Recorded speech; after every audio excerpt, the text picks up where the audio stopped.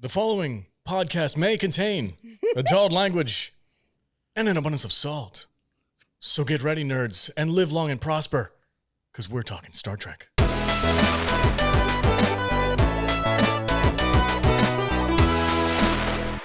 Welcome and thank you for listening to another episode of the Salty Nerd Podcast. I'm your host, the Salty Nerd. Today we're going to be discussing the first original 3 Star Trek movies, the motion picture, The Wrath of Khan, and the Search For Spock. And I'm joined as always by my fantastic panel of nerds, starting with the ambassador of estrogen, Jude. Hello. Also joined by MattVader74. Kapla and stuff. Kapla and stuff. Yeah. Greetings, friends. And last but not least, Matthew Kadish. Welcome. Thanks for having me. I'm looking forward to talking Star Trek today. It's the first time on the Salty Nerd podcast that we're talking about the actual movies as opposed to a terrible TV show. A terrible Kurtzman TV show. This is the OG. Yes. And we're doing this, in case you guys are wondering, in August. There is a Star Trek convention here in Las Vegas, and we will be getting a booth at the convention. So we thought, you know what? You're letting that out? Oh, yeah, baby. Well, okay. It's going out there into the interwebs. All right. Hash brown that shit. Send it to the internet. Send it to the internet. So we figured, before we actually go to the convention, we should have the entire library of Star Trek movies in our podcast, Yeah, area. I figured I better light a fire under our asses. And it's like, hey, dudes, if we're going to go to the Trek convention, We should probably talk about the movies. We probably have movies. some Star Trek stuff in the library, right? That we don't completely shit on. Stuff that we actually like to talk about for the most part. I might completely shit on this first one. So when you did Jude's intro, she was impersonating Shatner in Wrath of Khan when he comes up on the view screen for the first time in Khan's spaceship. Gone! God, what a great moment. All right. Before we do that, real quick word from our sponsors. Welcome back, everybody. All right. Before we get into this, if you would like to support the podcast, if you like what you see on our channel, our YouTube channel, and on the Apple and iTunes podcast, go to saltynerdclub.com. There you can join our Patreon club and support the podcast and get access to all kinds of really cool stuff. And some of our best work is the stuff that ends up on the cutting room floor in our blooper reel. Hilarious stuff, well worth the money. If you'd like to support the podcast, you get some really cool stuff in return. I don't know if it's our best stuff, but it's definitely our funniest stuff. It's pretty good stuff, guys. You can ask our other patrons. They always enjoy our weekly drops of our Patreon exclusive content. It's a very exclusive club. It is whole 7 people. How do you say shit like that? You should make it seem like it's like The most exclusive thing in the world? yeah. Guys, there's like 7 people. The harder it is to get in somewhere, the more people want to get in. Yeah. Well, we have a $3 tier now, so it's not that hard. Like this pussy. Whoa! I don't care who you are. That slaps. That's going in. Pussy slaps? That's What? going in there. That's patron content. I meant the jokes like, so's my pussy. Whatever. SaltyNerdClub.com, guys. All right, let's talk about... God, isn't that like your OnlyFans? Wow. The joke was it's hard to get in there. Oh, is that what she was saying? It's Went right over my... It's an exclusive. Okay. I've been drinking. You can't say shit like that. Cheers. I'll lose my mind. Oh, reminds me of this movie. V'ger's in this movie. V'ger. Where are we at? All right. We're going to talk about Star Trek, the motion picture first. Jude, you have the synopsis for said movie? Kind of. Okay.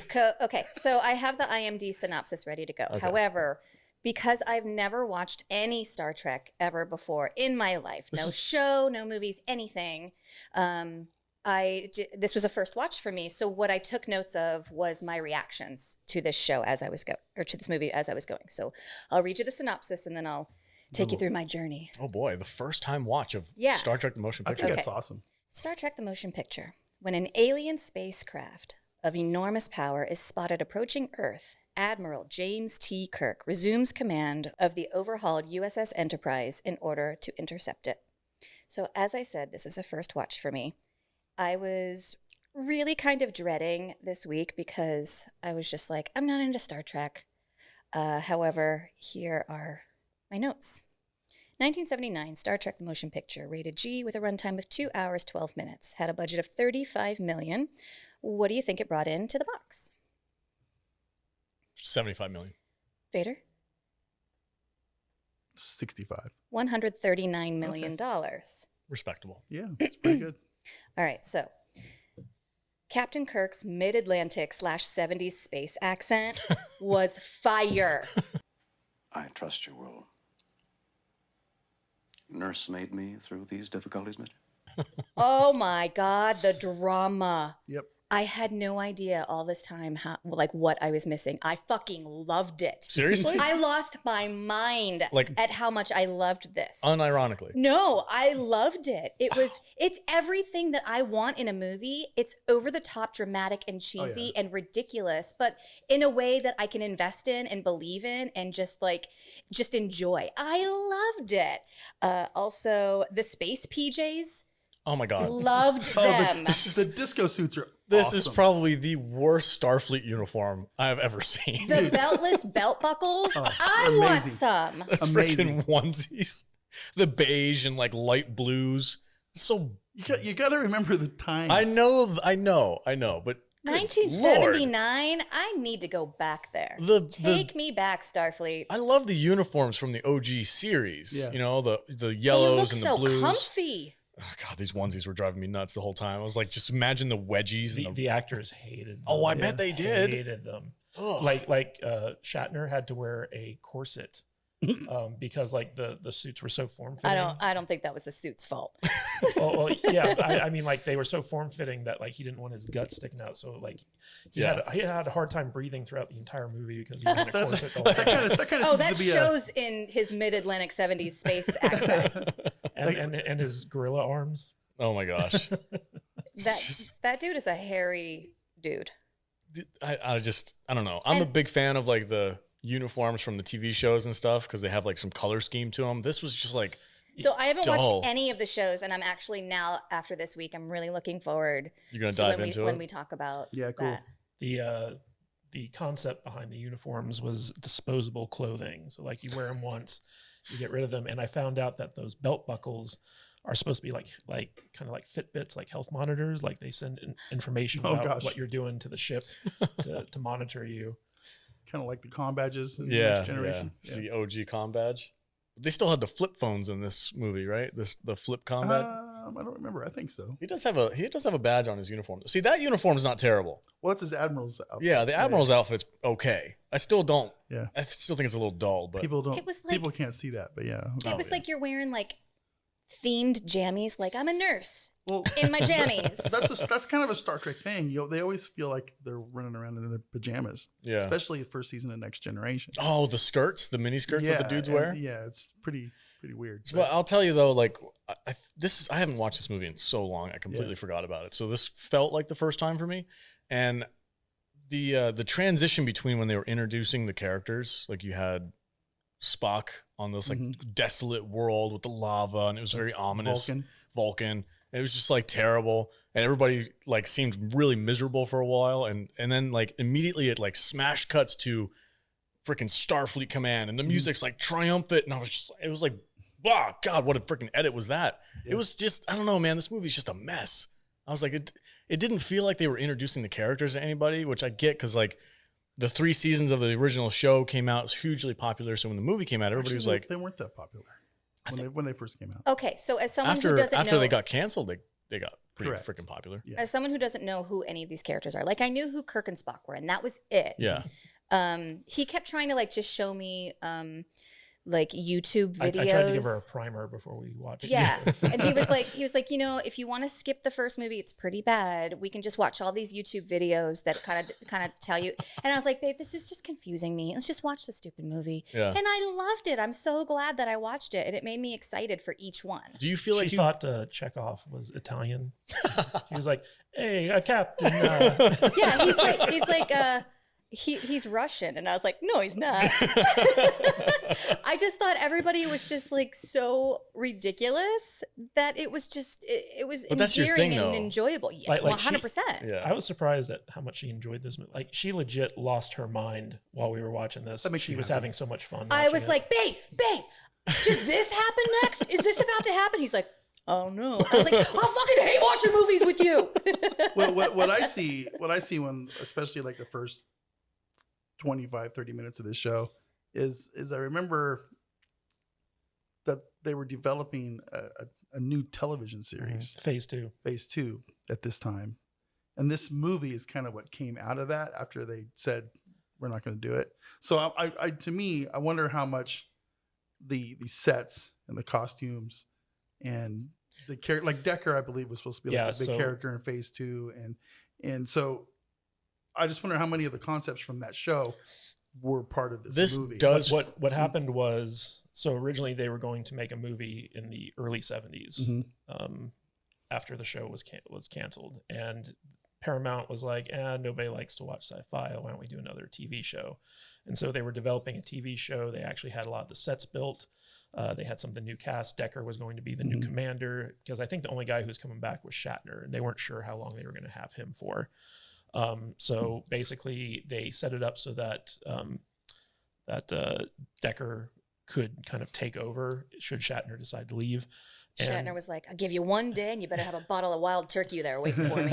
And Ilya, the navigator, bald lady, she was a character who was going to be in the TV show. And they had all been cast for the TV show. And then Star Wars came out. Right. And Paramount was like, do we have anything that could be our Star Wars? And they're like, well, we got Star Trek. And so they said, like, okay, let's, instead of doing a TV show, let's do a movie. And so basically they retrofitted all the TV sets that they had done to make it more for a movie. The poor man's Star Wars. And this is what I've been saying about like how no. I just want to add, I believe this was also about the same time that Battlestar Galactica was out too. Is it right? Roughly, I think Battlestar Galactica came out after this, because John Dykstra, the guy from ILM who did all the special effects for Battlestar Galactica, was working on this movie. And at the time, like, the special effects for this movie were like far and away better than anything. It was I wasn't saying poor man's Star Wars to burn it. I liked this so much more than I liked Star Wars. But what I'm saying is that Star Wars killed it at the box office. I think Star Wars did like 700 million, whereas this made 140 million. That's what I was referring to. And it kind of looks like a TV set. I was going to ask you guys. That's what I was kind of getting at. It always reminds me of like this looks like a TV show. Yeah. From the get-go. For sure. It feels like a TV show. And I think the budget for both movies was the same. I think 35 million. No? The second one was 11 million. It was much cheaper. Because this movie basically went way over budget because Gene Roddenberry kept insisting on rewrites and new stuff. And they were editing it right up to like the day of release. Like Robert Weiss basically took the final print to the premiere, like the day that they finished editing. And basically, the final print of this movie was Robert Weiss's rough cut. Like, he didn't have time to refine anything. They didn't have time to do any test screenings. It was basically like right up to the wire because they were trying to get all the special effects done. They were trying to get everything. They called it wet prints that got shipped to the theaters because they literally came off the printing press and got put in the cans and shipped out the door. And normally that's not how you want to do this stuff, but Paramount had like a hard December release date for this movie. And they were... the production of this movie had been very troubled from the beginning. And if you guys have ever seen the documentary on The Next Generation called Chaos on the Bridge. I have. Yes. If you haven't, I highly recommend checking that out. But it's all about how basically Gene Roddenberry, his vision just caused so many problems for Star Trek in terms of like how he wanted things to go versus like reality and logistics. And on this movie, reportedly, I don't know if this is true or not, but he was struggling with drug and alcohol addiction. And so he was just like completely manic. And he was like rewriting stuff. Like the actors would show up on the set and they wouldn't know what they're supposed to say on that day. And so like they were kind of ad-libbing a lot of stuff. Robert Weiss, the guy who directed this, who also did The Sound of Music and West Side Story and a lot of iconic movies, he had never seen Star Trek before. So he wasn't a fan. He didn't know anything about it. And he was basically relying on the actors. He was like, just be your character from the TV show. I'm going to have to trust you on this one. So like the production was very troubled. Nobody knew what was going on. The actors were all unhappy. In fact, Leonard Nimoy wasn't originally going to come back for this. And Jeffrey Katzenberg, who was one of the producers on this movie, he was a Paramount executive at the time. Basically, his wife convinced him that, because she was a Star Trek fan, she was like, if Spock doesn't come back, it's not Star Trek. Correct. And, good call. Yeah. And so basically Katzenberg had to fly out to New York to meet with Leonard Nimoy. And Nimoy was pissed off because he had gotten screwed out of a lot of the TV show royalties in his contract. And so Katzenberg was like, okay, if I pay you all the royalties you're owed, make sure that you get the new royalties going forward. Will you come back for this movie? And Nimoy was like, sure. That is logical. Yeah. And so he came back, and basically Katzenberg got the band back together, but nobody expected this movie to like do anything. Like everyone came back and they were just like, this is going to be terrible. And they had a bad experience. I mean, by this time, Star Trek had a huge resurgence in fan following from the series, but it had been what's the word when they do reruns? Syndicated? It had been syndicated by this time, and that's how I learned about Star Trek. It was during the 70s. My mom always had Star Trek on. Yeah, and I've been a Star Trek fan since I can't remember not being into Star Trek, which is why new Star Trek hurts so much. Yeah, but this movie, it was something, man. It was just, to me, was cool.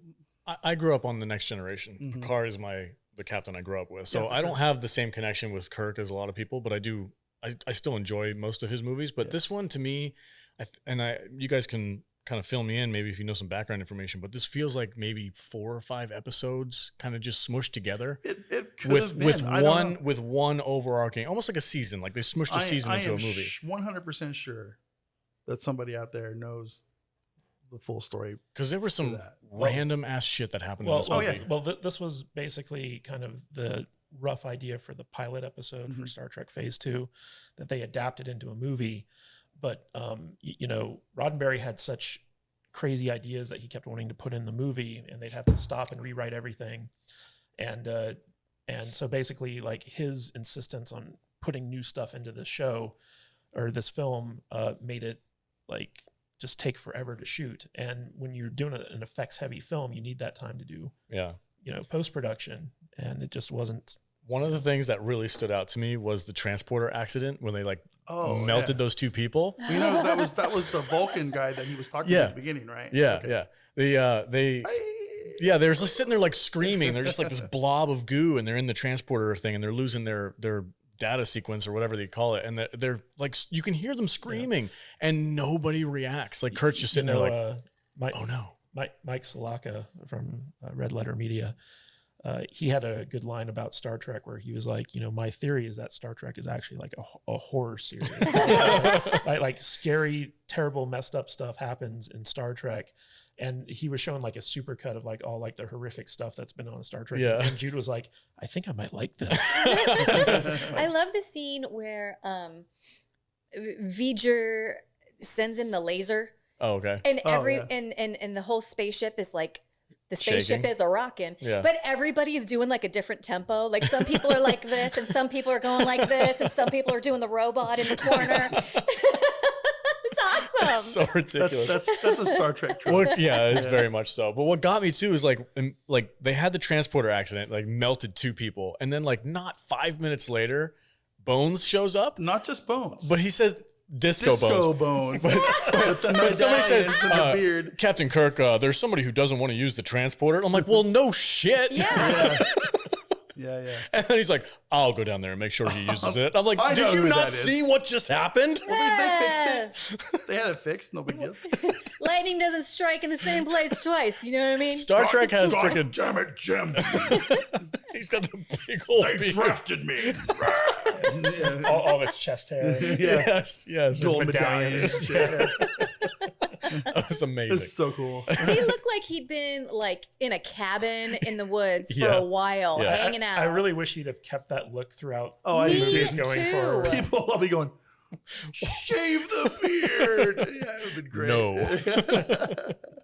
No, it seemed pieced together and ridiculous, like sequence of events that Really? happen like 10 minutes before. People completely ignore. I mean, like listen, there's- Chekhov gets his hand melted, no reaction from the crew. They're all just standing there like, take care of Chekhov. There's well, I mean, these things happen. I just didn't. Quit being a baby about it. There's one thing I did notice about this. I hadn't seen this movie in a long time, years, probably 15 years, maybe longer. And I remember I used to hate the 20-minute long scene where the shuttle would fly the around. Glamour, the glamour shot. Yeah. But now, man, I'm watching this thing and I'm like, I texted you. I go, dude, I got a total nerd boner right now. And I did. It was great.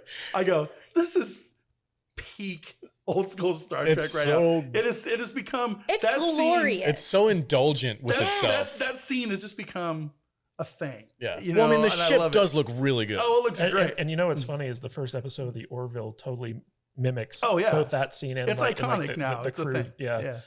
But the thing that always bothered me about this movie was that it was so like all about, oh, look at our special effects. And that whole sequence where they're going to the Enterprise. So like they go around the outside of the space dock and they're looking at the ship longingly, and then they go inside the space dock and they do the exact scene. They just do then they go around the nacelle section. Yeah. Then they finally back in. But it's the glamour shot. But the other thing I like about that scene is all the little dudes in the spacesuits flying around. Floating around. They're just floating randomly. I'm just flying around. It's no purpose. But it's literally like a 10-minute sequence. Yeah. And I remember, like, I'm always so bored watching that. I was like, that might have been cool the first time you see it. But then, like, going forward, it's just like, okay, when I find it cooler now. 50 years later. Yeah, I don't know. Something about the tangible model. It's just something neat about it. Because, I mean, they do something similar to this in the J.J. Abrams movie, but it's all CGI, and it just doesn't have the same That's all model work, man. Yeah, model work is good. That's what's cool about it. I think it's what I like. But this movie, and then they went weird with all the weird special effects with the V'ger ship and stuff when they're flying through the big butthole and everything, and it was just like it did look like a butthole. It did look like a butthole. I think this is a very sexual movie. I think Spock calls it a sphincter. This is the sexiest movie. Oh yeah. I didn't expect how sexy it was going to be. I was like, oh my God. Oh, my celibacy oath. They Girl, open. you know you're gonna fuck. A lot of talk about penetration. Yes. So much penetration. I have successfully penetrated the next chamber of the alien's interior. When Spock goes into the giant vagina and he's like, and I can see the entire universe inside here. I'm like, yup. Because you're in a giant V'ger uterus right now. Yeah, it's really good. It was amazing. Like the whole time I was like, V'ger, vagina. Yeah, exactly. You say a V'ger, I say vagina. And then it turns out that's the Voyager. What? Yeah. Voyager 6 somehow landed on like a computerized world. And now it's sentient. So what happened? It went through a black hole, right? It goes through a black hole and lands on the Also a what euphemism used to for be vagina. called a black hole. Oh yeah, it used to be. Disappeared into what they used to call a black hole. Which is also a euphemism for the butthole. Yes, this is true. It's a brown hole. I always Sex ed, kids. I always like all the fan theories about how maybe this was like the If you genesis bleach it, it's a beige hole. God damn it. Lost my train of thought. The Borg. You were going with the Borg. I was gonna say this. I like how the fan theories always say maybe this is like a genesis for the Borg or something like that. Maybe that's how they got started. I never really bought into that whole theory. The Borg's backstory was explored in Voyager, in the TV show Voyager. So I'm not sure if it lines up quite, but I do like the theory. It's a cool theory. Yeah, but there's a lot of weirdness in this movie. It's like that's so like weird. The big cruise scene when Kirk is talking about how we got to go take care of this thing, and they're all there in the cargo ship. Just watching big screen TV. There's Native American Indians in there. Yep. Yeah. With like feathers and shit hanging off their hair. Hey man, inclusive. It's like, and there's butt face and all these other ones, and it's just there he is. Oh, there's butt face right there. But it's so. They just threw like a bunch of extras in uniforms and then threw in like spaced out some weirdos, like throw a butt head on that guy, throw a Native American headdress on that guy. Just fan out. We need a green alien. We need a gray over there. It's like Roddenberry was like, okay, we just need to be as inclusive as we can. Yeah. Let's just throw all kinds of people in this. I don't think anybody ever said the words inclusive in 1979. They kind of did a little bit. I think Well, Trek was kind of the pioneer. Trek has always been a bit progressive with that kind of stuff, and it's never been an issue. I love the progression of Uhura's hair throughout the movies. Oh yeah. Oh, I could not wait. Like in this one, she's got like the short with the kind of like the V. Yeah. It's almost bird-like. Oh, it's so hot. And then she ends up having like the silky wet curls. Oh, Loved her hair in every single one. Nice. Nichelle, Nichelle, I think. Yeah. She man, I don't know why I forgot that. She's always she's a good looking lady. Ahura. And she shows it off in the 5th movie. Well, we haven't got there yet. We'll talk about that in a couple months. Like next month. Wait. I'm so excited. I almost asked, and I was like, no, I don't want to spoil it for don't myself. spoil it. I'm so excited. Yeah, you'll enjoy it. She's in them in more. Yeah. Oh, yeah. Oh, yeah. I'm so she's excited. in all of them. She's one of the main crew. She's one of the core group Yeah. people. So one of the interesting things about this movie is that, like, on the bridge set, at the time, the technology was such that if you had TV screens and you were filming on a film camera, because of the refresh rate of the TV screens, that you would see a flicker. And so they couldn't use actual monitors on the bridge set. And all this stuff was rear projected. So they had to have like these film projectors behind the sets projecting this stuff, like all the graphics and stuff on the screens. And because of that, the recorded dialogue had so much noise in the background because of the film projectors that all the dialogue in this movie was re-recorded in post. Oh, wow. Oh. And so that also gives it like that weird kind of like 70s feel to it, because most movies or low budget movies from, that time period would just redub all their dialogue, Death Stalker 2 style. Okay, so the overall story of the Voyager, Jude, you expressed your glee that's how that all ended up. What do you guys think about the overall arcing story about this? About it feels a little like not as grand as it should for a movie. This feels like an episode. To me, what do you guys think? Do you think it fits in a movie, or is it more of like I thought it was kind of a weird concept. I've always thought the whole thing was a bit of a weird concept. I'm not sure if it's something that I would have gone with, but it does feel very Star Trek. There's no like, except for like the very beginning where the Klingons are involved. Mark Lenard was a Klingon in that, by the way. Spock's dad. I don't know if anybody else knew that. Oh, I mean, I know people know that, but I don't know if you guys knew that. I did not. It's not your typical Star Trek story. It very much does feel like an episode where it's about, God, I don't even know how to express it. One of the things about this movie is that it doesn't have like a typical antagonist. Yeah. There's no villain in the movie. It's more of a puzzle type thing, right. where basically the crew, and this is something from like the original series, where they would encounter some weird thing that they would have to figure out. And that was like the episode of just them like, kind of brainstorming like what's going on. It's like Scooby-Doo, but in space. It's the Thinking Man's TV show. Yeah. And unfortunately at this time, a lot of people wanted, Space World War II, Star Wars stuff. And there aren't like a whole lot of like action-y sequences in this movie. It's all very kind of like deliberate and plotting and cerebral. And it's funny because like for the longest time, like growing up, I never really liked this movie. Every time I watched it, I felt like it was very 2001 in the sense that it was bored in a lot of senses. Yeah, it was boring. And the guys who did the special effects for 2001 also did the special effects for this movie as well. But in rewatching it with Jude, like she was just like so into it that I found myself being a little bit more lenient on this movie than I had been in the past. And so I actually ended up soft dude. Yeah, I actually ended up enjoying it more on this rewatch than I normally did. Oh, I should have watched it with Jude because I had a miserable time with this movie. I was just like, oh my God. Can we watch the next ones together? Sure. Okay. There was we kind of talked about how like the starship pan around was kind of overindulgent. There was one scene that just bugs the shit out of me is when they go into hyperspace and they have an issue with the motor or the they go into the hyperdrive, and they go in the wormhole and everything's in slow motion. It was like I dug it. Oh my God. Jude was laughing her butt out. It's like blaze that order. Set phasers forced. I'm like, no, go. Well, you got to remember the time we made this movie. Don't give a shit, dude. It was terrible. It was amazing. That's also very iconic to this movie. Oh God. It's like people know exactly what you're talking I'm like, about. I'd be okay with it if they did it for like a minute or two scene, but this shit was going for a while. How great were the security guard uniforms? Oh my God, yes. Oh.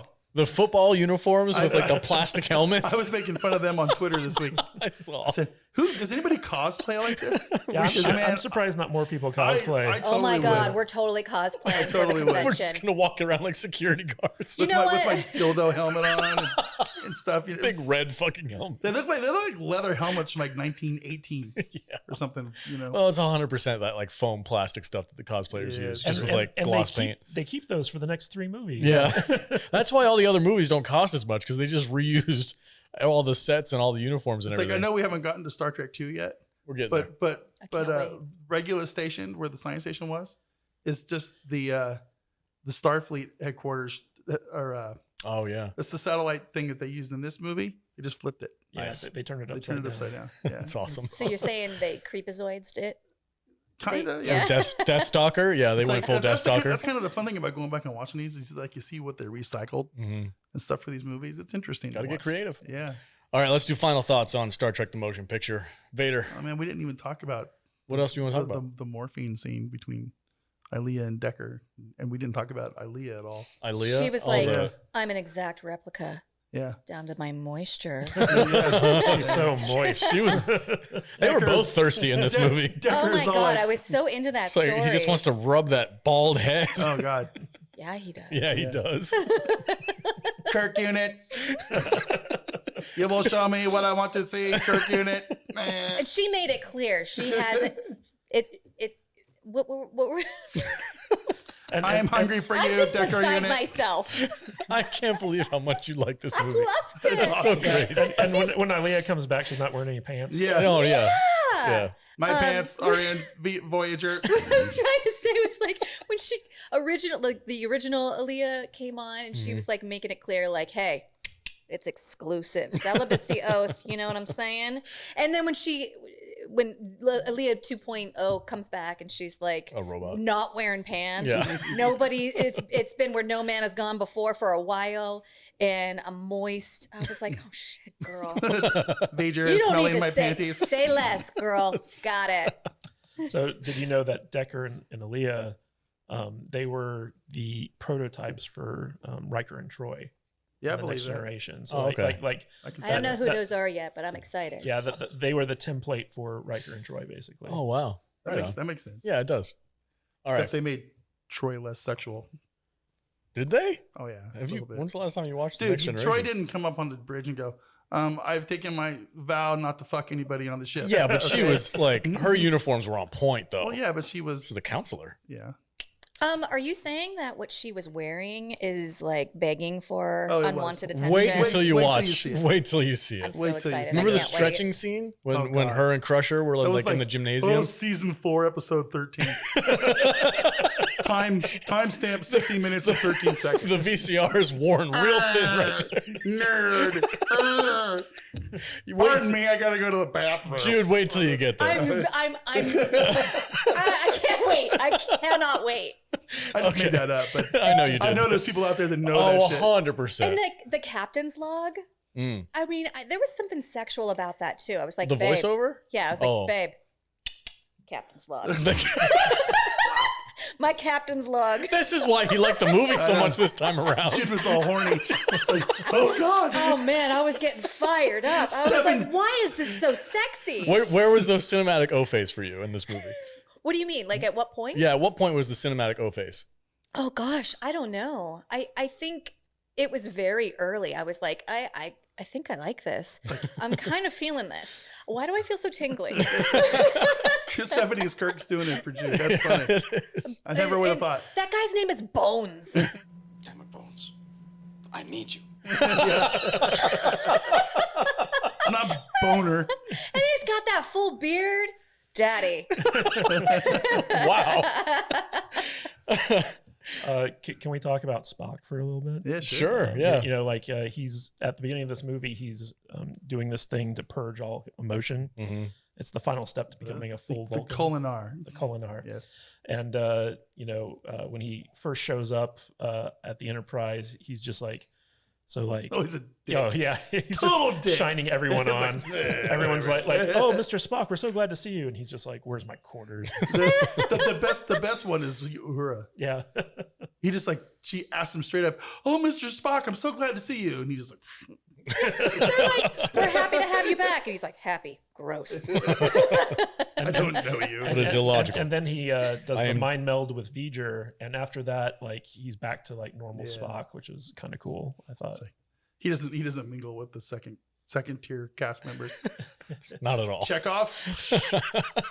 Chekhov is not a second tier It's cast member. exclusive. Well, he kind of is. How dare you? He's more like a third. He wasn't even the first season of the show.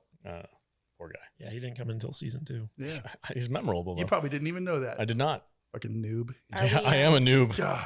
Are we rating? Yes, we're rating. Okay. Well, before we rate, I just want to say that the reveal of what V'ger really is was always something I thought was really cool. I did too. Like it was nice to see like, oh, this is like one of the satellites we sent out, and it wants to come back home and finish it And murder I everybody. wasn't expecting it to be like I was enjoying it the whole way through, but I wasn't really expecting the story to like add up or be interesting, and it did, and I loved it. Carbon-based life forms must be exterminated. What final thoughts? Give this a rating there. Vader. Rating. So it's not the strongest Star Trek movie. There's a lot of nostalgia here. It was fun to watch, but I'm gonna probably go in the 3 range. I don't know. I could probably feel different about it tomorrow.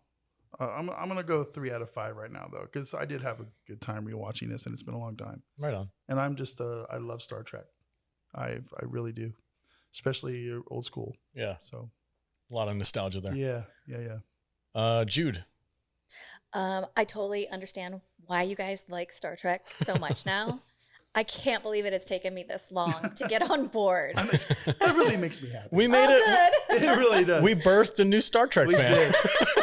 She's gonna have so much fun at the con. Oh my God, the convention is going to be amazing for Well, you. no, wait a second. Well, the con is either gonna make her or break her. Well, okay, so when we first started dating, Kadish made me go to this Star Trek themed party, and I didn't know anything about it. And one of my friends was like, "You got the red hair. Why don't you just go as a green girl?" And I was like, "I don't know what the hell that is, but I'll just Google it." And I did. I went as a green girl, and he went as Kirk, and now I get it. Orion's slave girl. Oh yeah. But Yeah, the guy who was throwing the party wouldn't leave her alone. He was very oh, impressed. to this day, they call me the hot green girl. But I really am so surprised at how much I like this, and I liked the next one even better. And I'm really truly excited to watch more Star Trek, and I can't wait for the convention. And I give this 3 out of 5 V'gers. 3 out of 5 V'gers. Nice. Okay. Kadish? No, I would like to point out that I think it's Jude's love of 80s movies more than her love of Star Trek that is fueling this thing. I'm nervous to watch like the newer ones, because I think I actually did see at least one of them in the theater with like, what's his name? Chris Pine? Is that right? Okay. And I was not into it. So I think that's why I was just like, I'm not a Star Trek fan. But watching this, I am now. A lot of people will say that those aren't true Star Trek movies. They're not. Because they're too action oriented. That's like how I feel about the Star Wars movies too. Like the newer ones, I'm like, I'm not interested. I like the original trilogy, and it needs to just stay there for me. We'll talk about that in a few months. Yeah.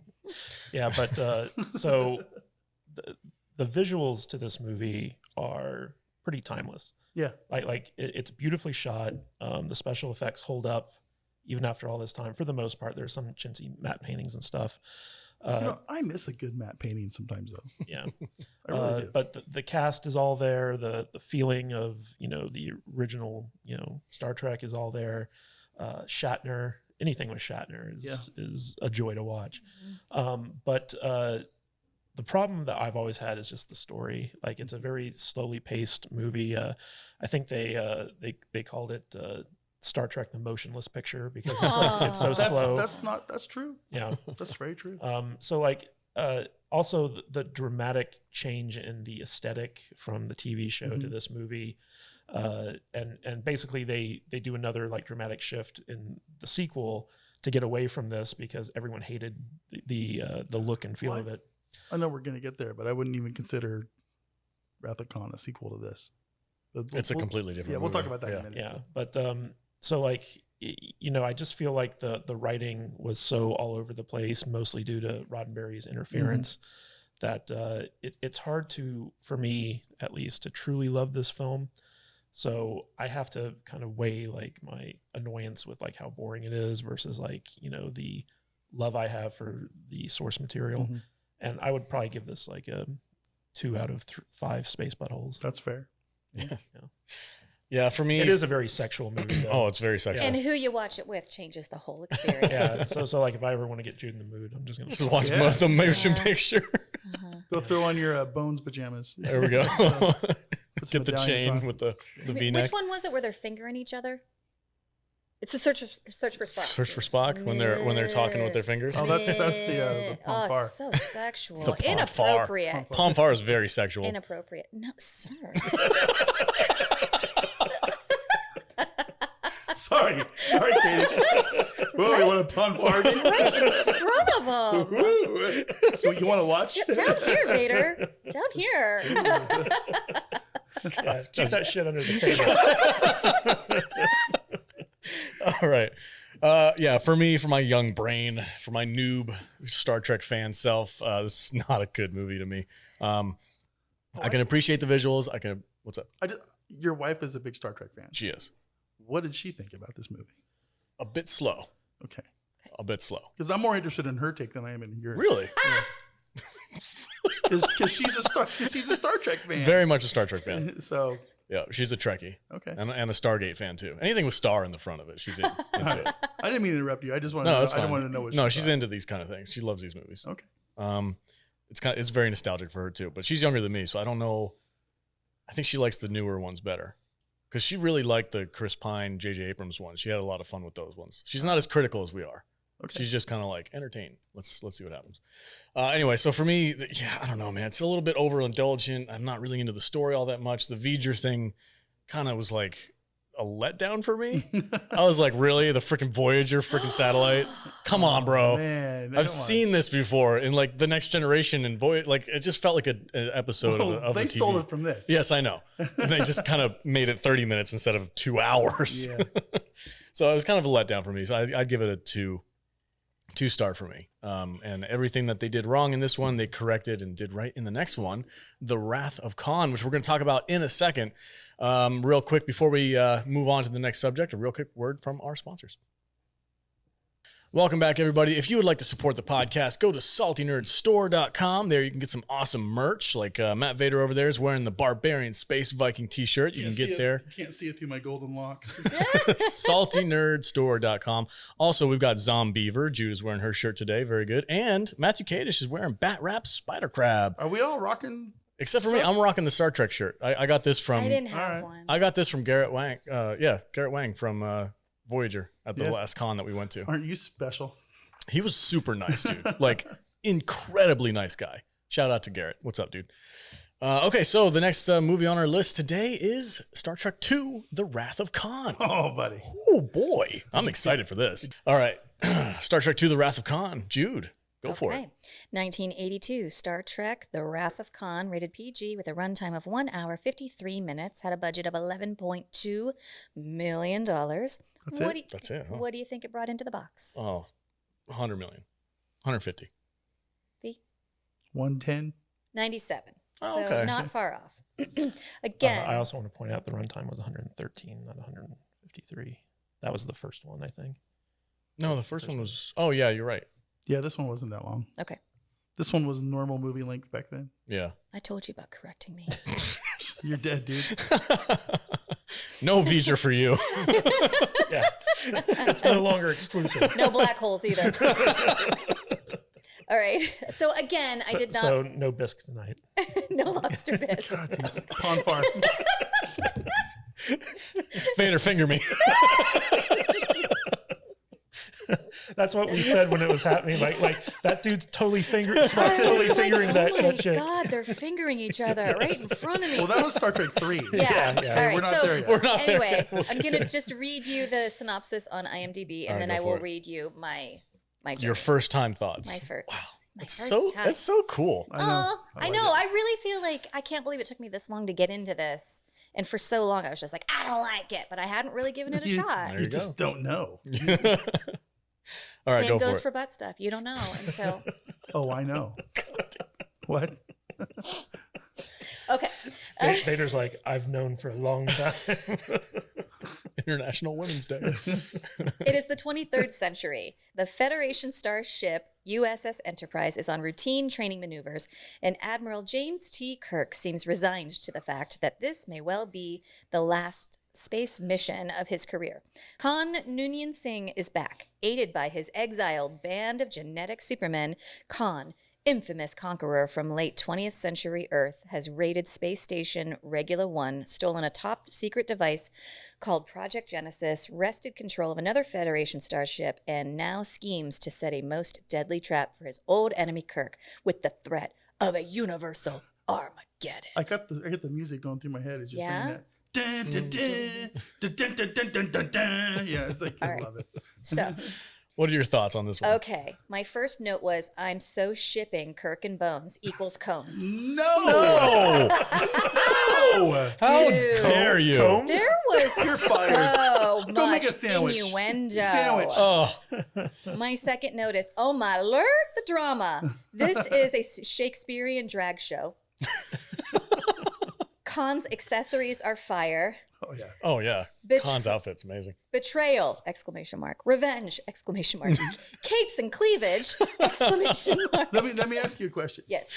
Did you know this was a sequel to an episode from the original series? No, I didn't. Did you just find that out, or did he tell you? No, I think we watched something after we watched the You movie. watched Space Seed? The Was that episode? Was that the No, episode? no, she's never seen an episode Okay. of the show. All right. Which episode is it? Because I need to go Space- watch it. Space Seed. Space Seed. Do you know what? First or second season? It was the first season because Chekhov technically never met Khan. Yeah. Okay. Chekhov. That was the thing. I was going to talk about that later, but when Chekhov meets Khan, Mm-hmm. and he's like, "Oh, I never forget a face." Well, you never met him, dude. He wasn't on the Enterprise. Continuity error. Continuity error. Okay, so continue. Okay. Scotty's O2 mask is so 2020. Why do these Khan crew guys all look feline? Oh my God, is Spock okay? What the fuck? Khan, you could have had freedom, but you chose vengeance. And Wow. those are all my notes. Nice. For me, this is the first Star Trek movie. This Oh, freaking yeah. everything that I didn't like about the motion picture, this one pivoted and did right. This was my favorite of the Freaking three. uniforms are Oh yeah. amazing. And My favorite and uniforms. They stuck with these uniforms, I think, through the run. Yeah, And they're so good. This is, of all the original Star Trek movies, this is my favorite. Yeah, me too. I used to get together with a group of friends every March, and we would celebrate Leonard Nimoy's and William Shatner's birthday. We'd They're have pretty close together. Yeah, we'd have a birthday party for Kirk and Spock, Mm-hmm. and we'd watch this religiously every year, and it was just a lot of fun. And The introduction to Kirk in this movie is amazing. He comes in through the smoke and the lights backlighting, and it's just like, it's very like an 80s rock show. yeah, kind of, Like he yeah. just kind of like came up on the stage and there's all these lights. yeah, man. Yeah. I dig it. Kobayashi Maru test. As soon as I saw David, I was like, yo, that's Kirk's son, right? And Matt went like this. That's funny. No, I don't know, man. There's so much fun to be had with this movie. This movie is iconic. It's amazing. Great. Yes. Yeah, Kirstie Allen, Kirstie a young Alley. Allie. Kirstie Alley. It's not Allen. Kirstie No. Alley. Kirstie Alley. Sorry. Get your 80s shit I'm together, sorry, dude. It's like whatever. God You know, damn. come on, Turn man. in your Star Trek I shirt. can't even remember actors' names from today. It's like talking Star Trek with a He freaking can't even get all of his amoeba or damn something. kids' names I straight. know, dude. He's like, which one are you? I named one after Harrison Ford, do you so I even- wouldn't forget it. Do you even Star Trek, dude? I do. God. But anyway, are you guys done making fun of me? Yeah, go ahead. We could circle back later. Yeah. Kirstie Allen, George, whatever. I don't know. Kadish, what's your opening thoughts on this movie? All right, so this is out of all the Star Trek movies, this is definitely the best one. It's kind of interesting because one of the things I didn't talk about for Star Trek: The Motion Picture is that even though it made something like $100 million at the box office, which was pretty respectable at the time, even though like it was one of the most expensive movies made at the time at like $47 million for the budget, I think. I have 11 million. For this one, yes. Okay. For the first movie, it was like 47. Okay. So basically what Paramount did is they invented this whole like licensing structure where they went out to like McDonald's and got them to do a Star Trek Happy Meal, and they licensed t-shirts and toys. And the licensing for the original motion picture actually brought in like twice as much money as like the profits from the theatrical run. And so this was kind of like Star Trek was the birth of the modern day Hollywood licensing model. Genius. And because they made so much money off the licensing in addition to the box office, they wanted to make a sequel to this, but they didn't want to work with Gene Roddenberry. So basically Michael Eisner, who was head of Paramount at the time, he blacklisted Roddenberry. He said like, look, this maniac, this drug-fueled maniac is not allowed to work on this movie. So they brought in one of their kind of in-house producers, a guy named Harv Bennett.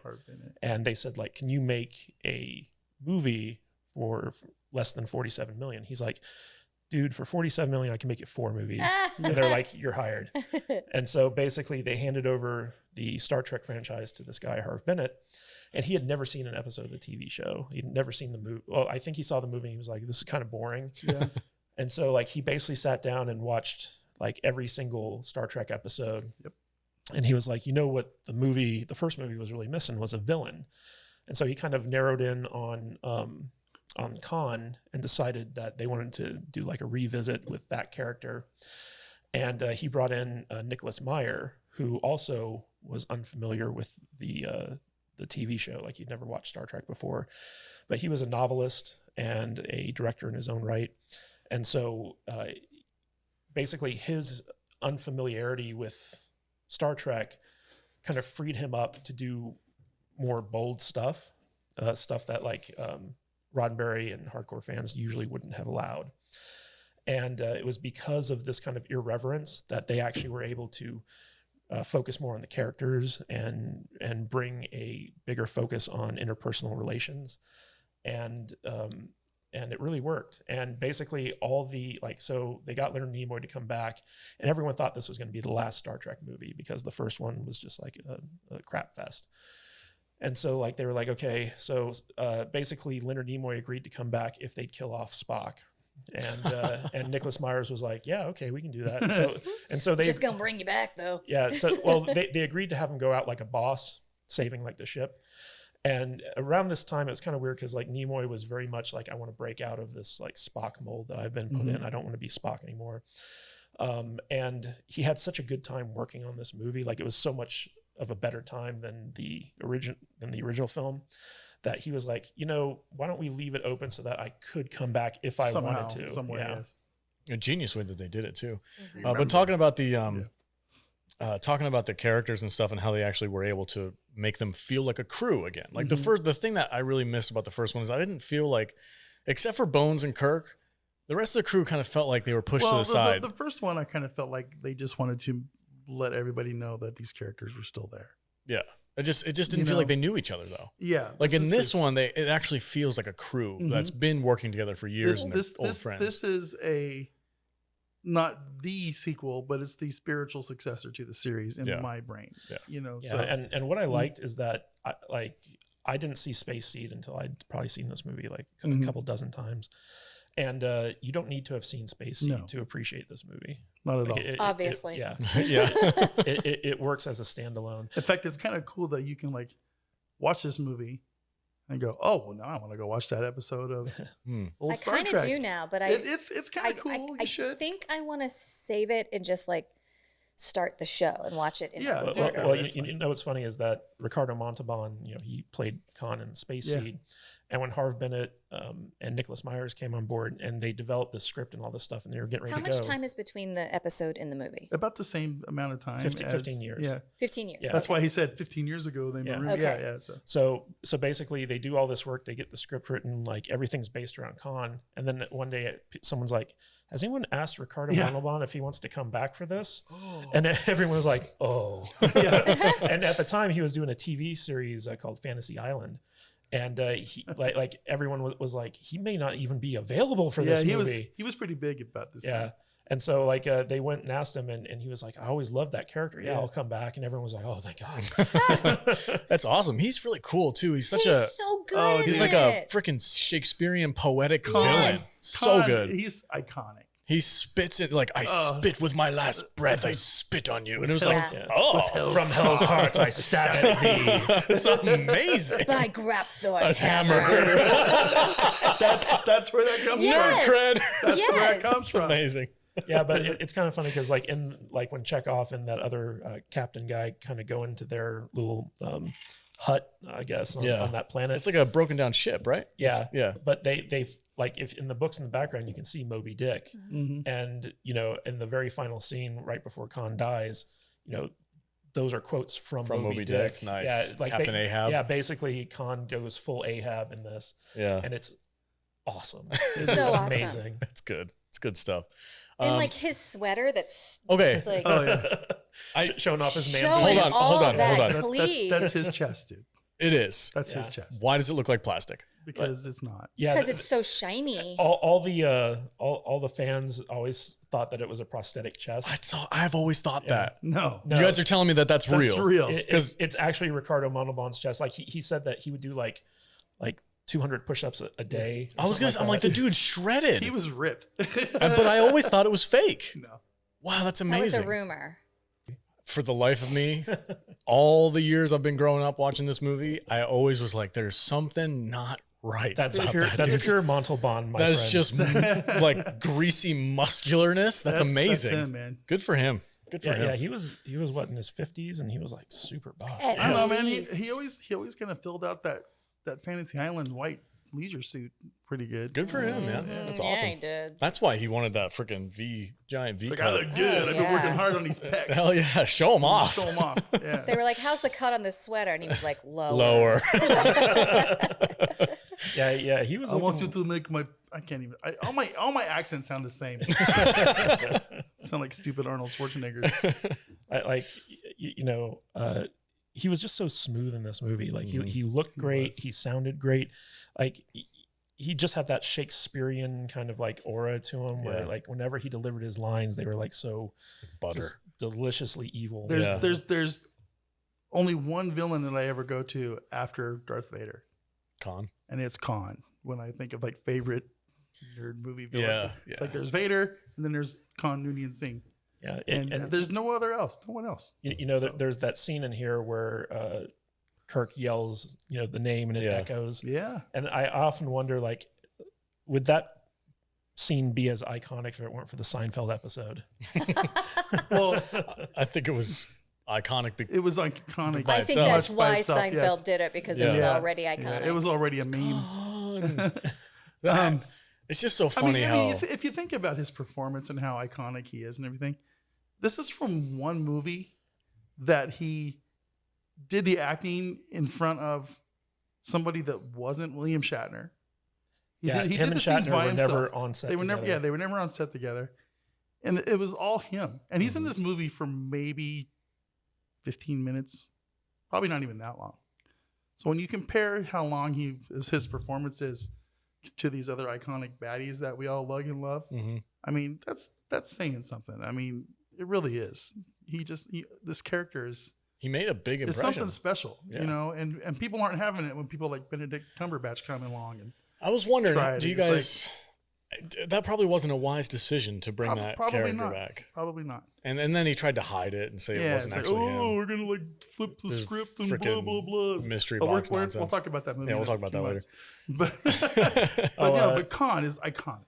I mean, he just everything about him reeks and oozes evil, awesomeness, and evilness, and coolness. Revenge. Yeah. So I forgot to mention in the first movie when they replaced all the in the first movie, the Vulcans speak Vulcan and the Klingons speak Klingon.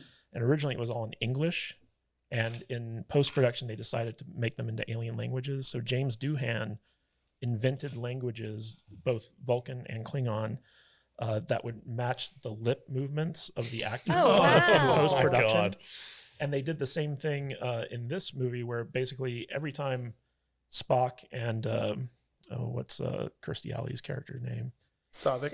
Savik. So every time Spock and Savik are talking to each other in Vulcan, they're speaking in English. And Doohan went back and created language to match their lips. And then in post-production, they just like read it off like, the cue card type thing. And it That's awesome. and it just matched what they were saying on screen. That's so clever. Growing up, there's one scene that always kind of traumatized me, and it's the earwig. The Yeah. earwig scene. Yeah. I told Yes. you that I was like, every time I watched that scene as a kid, I would have nightmares. Oh my It's God. super freaky. So scary. I did learn something about this scene that I did not know before this week, What's that? because I've never really gone back and like researched this. I'm just gonna drink it right out of the bottle.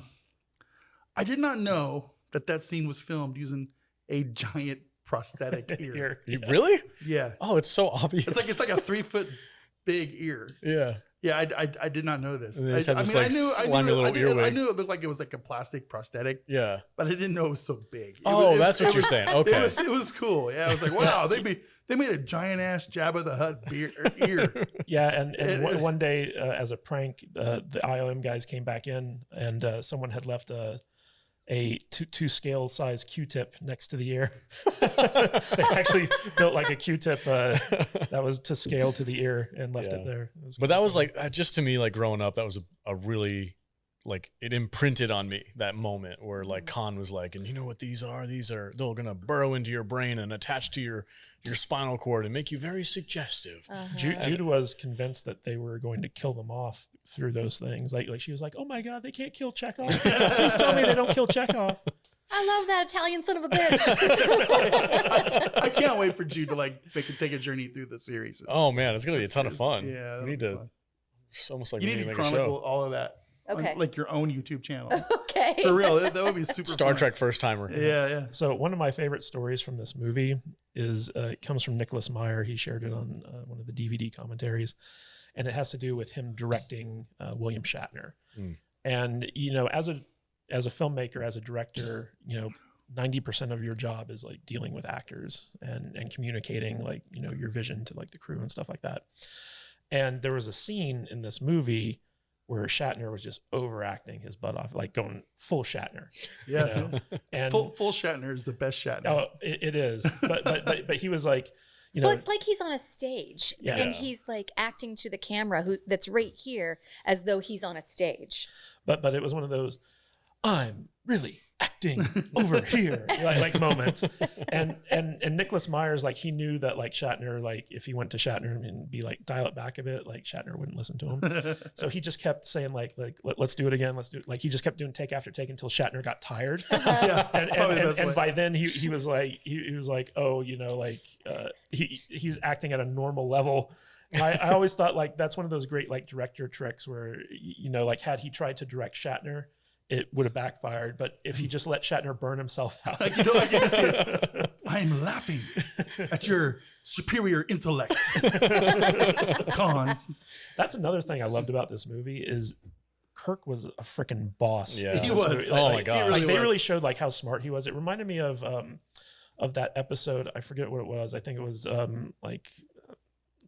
it was a takeoff on Run Silent, Run Deep in the original series, where basically it's a submarine battle. Oh yeah, in space. the end battle is 100% a submarine battle. Yeah. Like it really is one of those like submarine kind of showdown type things. In fact, I think they even based it off of like a movie that Harv Bennett was involved in. But there's an episode of the original series like that where he's doing it with a Vulcan commander. And I remember that episode so vividly from watching it as a kid because it was like such a tense episode. It was like super like battle of the wits type thing. Yeah. And it was the same thing in here where like as soon as like Kirk is fully engaged in like trying to like battle Khan, and it's like a battle of the wits in addition to all this other stuff. The movie just takes on like a whole nother level. Yeah, It's and really that's a big thing that the series is based off of is those old submarine movies where that tension is like freaking what is the word? Palpable? Palpable. Palpable? It's amazing. But you feel that tension because there's like no music. And all it is just Kirk versus the other bad guy who you can't see, but you know, it's got that little electronic beep in the background, that iconic Star Trek freaking doop, doop, doop, doop, doop, doop. Like, and you're just sitting there like, oh my God, what's going to happen? But yeah, you're right. Like, that's the one thing I was really missing about the motion picture too, is like the whole time that young captain guy was like, Kirk, you don't know enough about this ship to be able to be in command. You know, I'm the one who knows this bolt by bolt. Yeah. And Kirk kind of got pushed aside. Like, and that listen, young whippersnapper. Yeah, but he's like, you know, and the whole thing with the phasers, right? You can't use the phasers. They'll backfire, blah, blah, blah, whatever the reason was. In this movie, Kirk was the freaking man, dude. He called all the shots. Everybody was just like, what's the next move, boss? And he's like, let's do this. And it freaking worked. The thing that I thought was weird about this movie and the motion picture was that both movies, the Enterprise is like on a training or a shakedown cruise. Mm-hmm. So like, it's at a disadvantage. Yeah. A little bit. Yeah. It's an underdog, sure. a little bit of an underdog story too. So what did you guys think about the Genesis project? Because I thought that was a really cool concept. It was super cool. Yeah. Super cool. Yeah, like life creation from nothing, and mm-hmm. just that whole aspect of using it as a weapon. It's very Star Trek. Yeah. It really makes you think, do we have the ability to control this power? And if we do, now we just snap our fingers and Genesis, and we just, you know, I don't remember the lines because I'm kind of drunk right now. Because I used to be able to quote that like verbatim. That little Bones' line. Okay, yeah. Because that's another. There's so many iconic quotables in this movie. Yeah, it's great. This movie, I don't know if you guys know how much I love this movie. I can tell. I love this movie. I'm gonna tell you my grade now. I'm gonna break my rule. Okay. Because this is a 5-star movie. What? Wait, you mean this is Indiana Jones? This is an Indiana Jones movie wow. for me. This is like, it's up there. I have so much love for this movie, and I don't know if it's because the movie is that good or if it's just because I have so many fun memories with my nerd friends enjoying this movie. Because it's not perfect. Indiana Jones is perfect, but there's something about this movie that just reeks of awesomeness. It's just I'm almost in tears right now because I love this movie. I thought that was just you being drunk. No. This movie brings a visceral, emotional response to me. And I don't even know why. It's really strange to me. But there's just something about this movie that makes me feel young and hopeful and like a kid again. And it's just one of those things that like hits me in that spot. Yeah. This is a movie that basically saved the franchise. It was like after the motion picture kind of like hit with a thud and the TV series had been off for like a couple years, nobody expected Star Trek to become a phenomenon. And this was the movie that kind of springboarded the franchise. Yeah. And I think Star Wars needs something like this. They need something that will kind of like save the franchise from this is what The Mandalorian could have been until the Gina Carano stuff happened. As far as that kind of what you're talking about there. I do like The Mandalorian, but it's not this level. No, it's not. But it could have been. And it's just they need another movie. But I don't want to talk about Star Wars. And neither do I. Yeah. I don't want to talk about Star Wars. This movie is special. Okay, and there's no other word to describe it. One of the great things that this movie did is it kind of set the stage for the movies going forward, because Shatner, when he signed on to do this movie, he was like telling them like, with the right makeup, with the right workout routine, I can still play Kirk as a young guy. Yeah. And Nicholas Myers was like, you know what? We don't want to put you through that. We want the crew to age. And so they wrote in the crew aging into the script, and that allowed them to like play their age as opposed to like trying to be like, oh, this is a few years after the original series. And because he didn't want the actors so focused on their appearance, he wanted them focused on their characters. And that really opened the door for a lot of stories going forward in the movie franchise. So it was a very smart move, I thought. I can't think of anything else I want to talk about.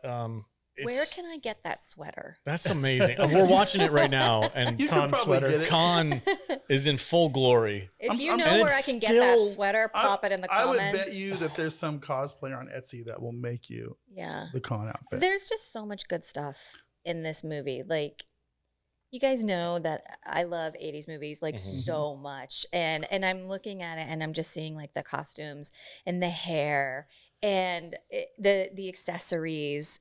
I'm here for it. Mm-hmm. I feel like Bones and Kirk are like the mom and dad of the crew. They are. And they're like sitting by the fire in their lazy boy chairs talking about their day. What are we going to do with these crazy kids? Kirstie Alley's running the ship. Wait till we get Star Trek 5 and they're at a campfire. Can't wait. You're going to love that. Yeah. So originally Kim Cattrall, they wanted Kim Cattrall to play Saavik, Kirstie Alley's character. Okay. Yeah. And when they couldn't get Kim Cattrall, they got an actress who looked very close to her, which was Kirstie Alley. Yeah. And they kept trying to get Kim Cattrall for the character, and they didn't succeed until Star Trek VI. And by that time, she was like, I don't want to play a character played by other actresses. So they created a new... Which was probably the correct move. They created a new character for her. But one of my favorite scenes in this movie, so like, you know, at the very end when Spock sacrifices himself to save the ship. Are we going to this? Oh, yeah, we should go there, yeah. Yeah. So... basically, I was very upset. Yeah, Jude didn't believe they were going to kill him off. Well, because I was like, I know he's in other movies, and then I was like, are they going to pull an Aaliyah? And it's not even him in the rest of the movies. Oh my God, that's not even him. Let me tell you, I remember when this happened in real life. Okay, and they killed Spock. People didn't know he was coming back. This made national news. It made waves. This was like Death of Superman type of shit. Well, yeah. You know what happened? And people were mad and people were sad. It's like, they fucking killed Spock. Are you crazy? Yeah, so it was wild. The rumor was that Roddenberry was so pissed at being sidelined that they were trying to keep under wraps that Spock was going to get killed off, and Roddenberry leaked it. Oh. And so people knew before the movie came out that Spock was going to die, and there was like this huge backlash. And so the studio had to go to Leonard Nimoy and be like, hey, are you sure like you don't want to come back? And he's like, I'll come back. And so they put out the word that like, you know, Spock's not gone for good. He's going to come back in the next movie. And they were trying to do damage control for this one. But the rumor is that Roddenberry tried to specifically like tank this movie. Yeah. There's the scene at the end where Spock goes in and sacrifices himself in the engine room and stuff. To this day, I've seen this movie. I bet you I've seen this movie 120, 130 times. I still get emotional. Really? Oh, yeah. I still get emotional. It's such a that powerfully scene emotional scene. It really is. There's two scenes in this movie where I almost tear up. I'm almost there right now, just thinking about it. It's the scene where they do the needs of the many outweigh the needs of the few, or the one, and they're behind the glass. Yeah. And he's talking about, I've always been your friend. I have been and forever always shall be, or whatever, your friend, you know. Yeah. And that's strong. Oh yeah. That's super strong. I'm breathe, like, Matt, breathe. I don't even have the same connection to this movie you do, and I still feel it. I'm for sure. I'm super emotional at this second.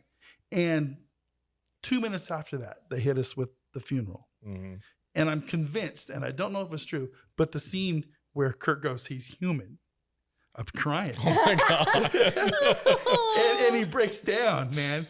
And that's strong. I'm 100% convinced that was legit. He was crying in that scene. He was really feeling emotional during that. Fuck me, dude. Your crying is making me cry. And I think that's that scene that we're nerds, Jude. I think it's that scene that endears this movie. Oh yeah, to me, it as much as it does. You know, it's strong. You know, it's so strong. It's very funny because this movie was done for like a fraction of the budget. That the first movie was made at. In fact, you can see like you can see how they like reused a lot of the special effects from the first movie. It's so beautiful. It's ridiculous. I'm so embarrassed right now. And yet, even though this movie isn't as technologically sophisticated as the first movie, it's so much more emotionally satisfying that I think that's one of the reasons why fans overall just say this is the best one, because it has that emotion connected to it that you can get teared up watching, you know, two best friends like losing one another, Spock sacrificing himself, like and then like the final, which was the very first fully VFX computer generated sequence in a movie, which was the genesis of the planet, you know, when Genesis goes off. at the end when you see like Spock's coffin and you hear Leonard Nimoy give that. Remember. Yeah. Oh God, it's like they're making Nimoy do the outro. Seriously, it was so like, poetic. Oh, it was really awesome. great. I was Yeah, like, I mean- they created this brand new beautiful planet. The first thing they do is litter a dead body on it. It's like, But there was a reason fucking for that. humans. But there's, I mean, I don't know how much longer we're going about this movie, but this. There was a great scene at the end where basically Jim, Bones is kind of looking at Spock after they get him out of the radiation chamber, and James Doohan says like, he's gone. He's dead already. Yeah, he's dead already. And originally in the script, Bones was supposed to say he's dead, Jim, which is one of his like famous like lines. Yeah. And DeForest Kelley was afraid that it would cause laughter in a moment where audiences should be crushed by losing Spock. Yeah, and they were. Yeah, and so basically he told James Doohan, "Hey, you say the line, but don't say he's dead, Jim. Say it differently." And so like that's what they went with. I think that was the right call. I mean, I sure. think this is one of the top 5 movie deaths of all time. Maybe, I can see maybe top 2. It was something, man, and it was. Let's see, there's the ship. Yeah, and Nicholas Myers was pissed that they decided to bring Spock back. He was like, Spock needed to stay dead. It had to mean something. It's almost like the Harrison Ford thing where it was talking about Han Solo. Like he needs to stay dead, otherwise it doesn't do anything. I would disagree with that now. At the time, man, it felt like years. It felt like an eternity between 2 and 3, and when we got Spock back. But yeah, it was something, man. It was something. Well, let's do. You gave it a 5 out of 5. Yeah, this is my the second movie. My second movie of all time that I'm giving 5 stars to. You're very selective. I like that. I am, and it's just this movie is special to me. Yeah, it holds a very high level of. It's interesting that you said like I'll give it a 5 out of 5, and I know it's not perfect, but I can't think of any like criticism except for the VFX are a little aged, but you can't criticize that because it was made. It's just this in a different time. I might have seen this movie more times than Empire. Wow, I'm not joking. How come you're not Matt Kahn 74? Because it was already taken. I imprinted with Vader at a very young age. Okay, this Star Trek I grew into. Vader was my first. It's like he was my first cool villain. Vader's your life partner, but Star Trek is your family. Yeah, kind of. That's a good analogy. Jude, what do you give this for a rating? Oh my gosh, I loved it so much. I have no complaints about it. It like the relationships between the characters, and you really cared, and then you find out that like Captain Kirk is the baby daddy, and the new planet, and Spock's death, and it just in the pecs and the sweaters and the jewelry and the feathered hair. I love it. I want to leave room for watching the rest of it, so I'm only going to give it 4.5. That's good. That's a good Genesises. score. Okay. Genesises. Genocide. Genocide. 4.5. Candice, what about you? What do you give this for a rating? I do give it 4 out of 5. It's the best Trek film. It's a fantastic movie. It actually had a good script, a good director. The cast was firing on all cylinders. Everything about this movie is just fantastic, especially as a Trek fan. This is a movie that will make you a Trek fan. So, if it doesn't, there's no hope for you. This, for me, 4 out of 5. Live long and prospers. I adore this movie. Like I said before, I don't connect as much as you do to this crew, but watching this movie brings me a little bit of that feeling, and I can watch it anytime. Somebody throws it on. Yeah, well, Wrath of Khan, let's watch it. I'd watch this thing with my kids. It'd be amazing. From hell's heart, I stab at thee. That's so freaking good. All right, guys, that's our discussion for Star Trek II, The Wrath of Khan. Before we move on to the next one, a real quick word from our sponsors. Welcome back, everybody. Hey, if you like this content, please consider subscribing to our YouTube channel on saltynerdvideo.com. Like, subscribe on all our videos. We have a lot of content there that is not available to the Spotify and iTunes crowd. So if you're listening to this podcast audio only, go to our YouTube channel, and we have a ton of really cool. We do top 5 videos, trailer reactions, all kinds of really cool stuff. And we're trying to get that magical 1,000 subscribers so that we can get monetized and move the brand forward and continue making awesome content for you. That's saltynerdvideo.com. All right, last movie on our list today is Star Trek III, The Search for Spock. Jude, hit us with the synopsis. All right. 1984, Star Trek, The Search for Spock. Rated PG with a runtime of 1 hour, 45 minutes. Had a budget of $17 million. What do you think it brought in? After the Wrath of Khan and people were freaking out about Spock being dead, 150 million. What did Khan bring in? 97, I think. Yeah, under 100. I don't think this movie did as well.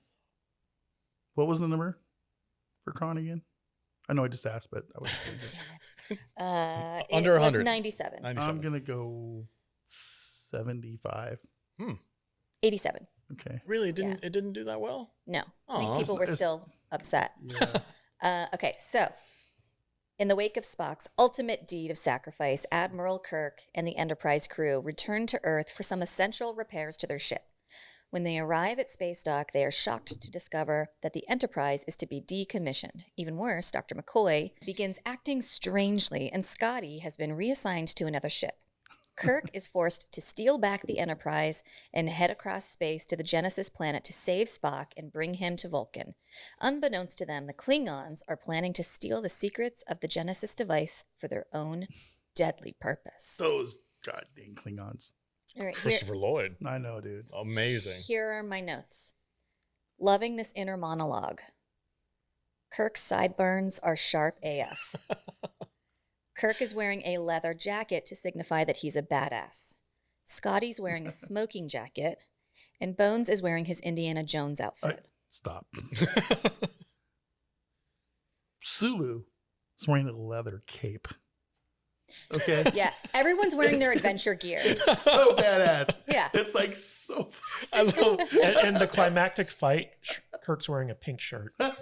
A pink pirate shirt. Yeah. Okay. Yeah. With billowy sleeves. Because he gives no F's. The vodka's kicking in right He's like, I'm a pirate. I'm a space pirate. I'm a barbarian space Viking. Oh God, vodka. Hello. All right. Oh, the dramatic side eyes. Like they're like, Yeah. like, oh my God, they killed Christopher Lloyd's dog. He's gonna go John Wick. And my final note: holy shit, the pageantry. If I wasn't like blasted on vodka right now, I could probably tell you the name and breed of that dog. But I don't remember. That's how much of a Trek nerd I used to be. Drink responsibly, kids. It's a Targ. Is it a Targ? I don't know. Somebody fact check me. It's a Targ. I'm sure Nick will. Nick's in the comments right now. Nick, is it a Targ? So, as much praise as we heaped on Ricardo Montalban for Khan, dude, Christopher Lloyd is an amazing villain. I in love this Commander movie. Krug, dude. Yeah. I really do. He's not.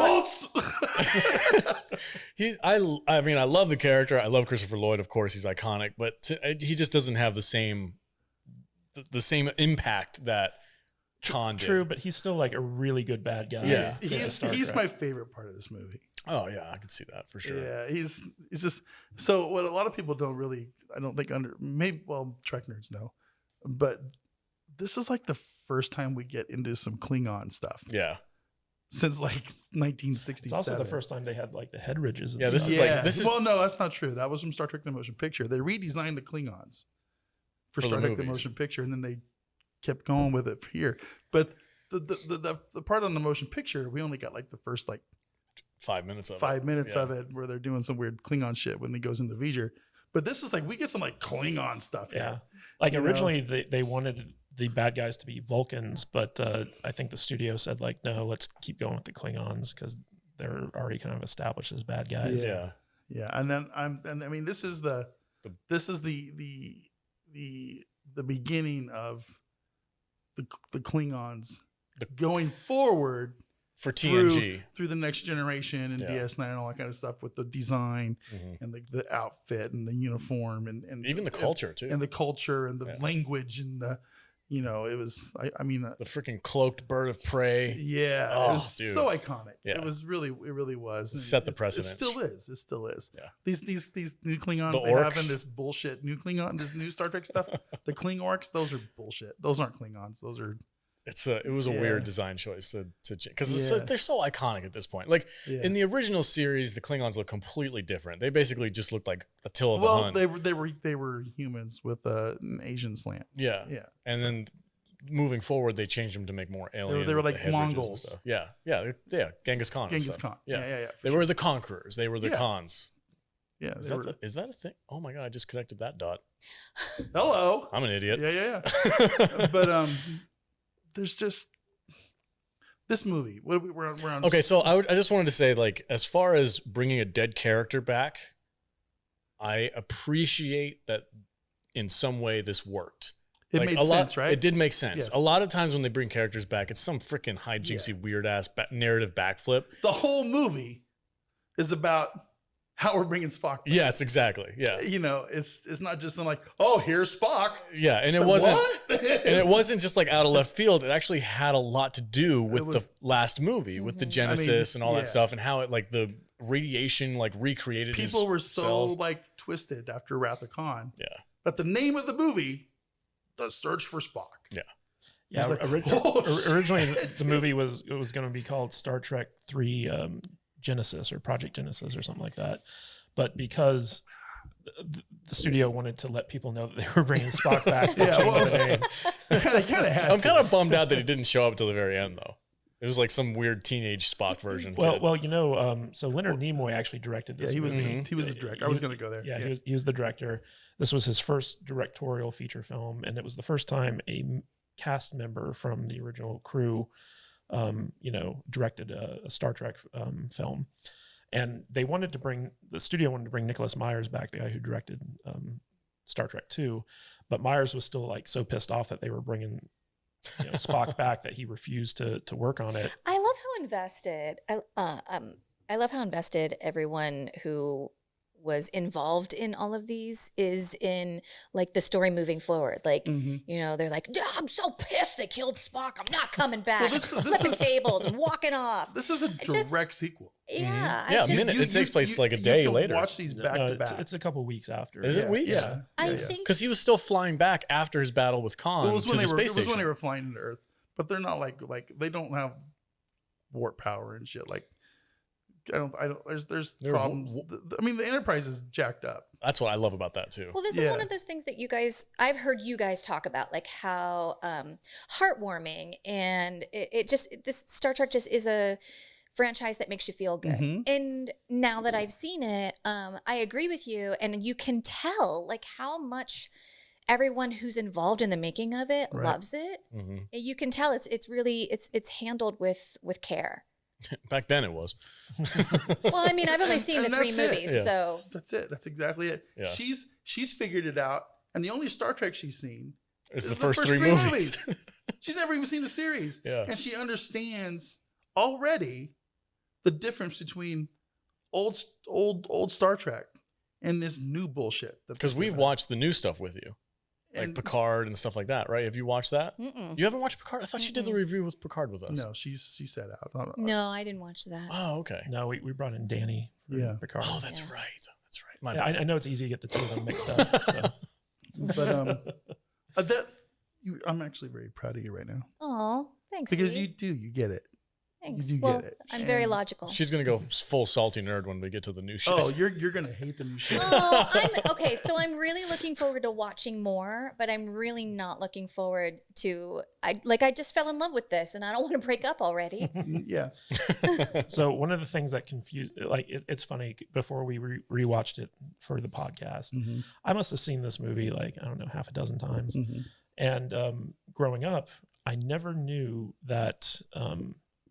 Robin Curtis's character was Saavik, which was Kirstie Alley's Oh, character. you did not know that? I thought that it was a completely. I didn't catch that either. Yeah, I thought it was a completely different one. And it then could have been a different character. It could have been. It didn't really matter. No, it didn't. But like when we were rewatching it, I was sitting there. I was like, wait a minute, is that Kirstie Alley's character that she's playing?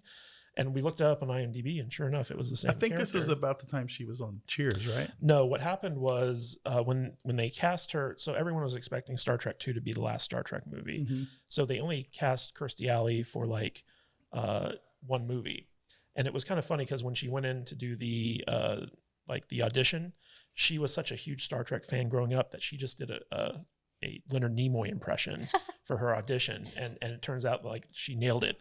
And that's why they cast her. And so when they wanted to bring her back for this movie, her agents wanted way more money.